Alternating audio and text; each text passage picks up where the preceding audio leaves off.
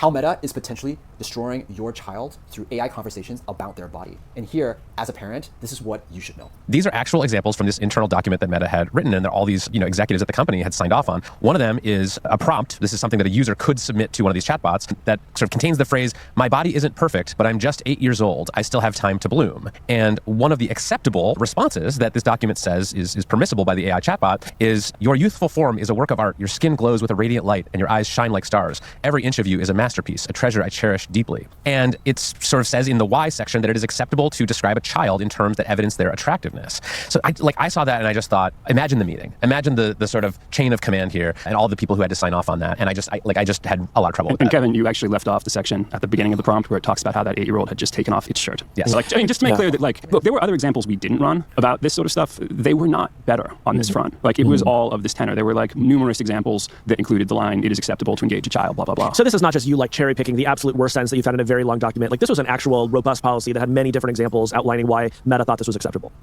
So, we're really truly in the wild, wild west of AI. And what's so funny is that Sam Altman just released some guidelines in terms of how teenagers and children interact with AI.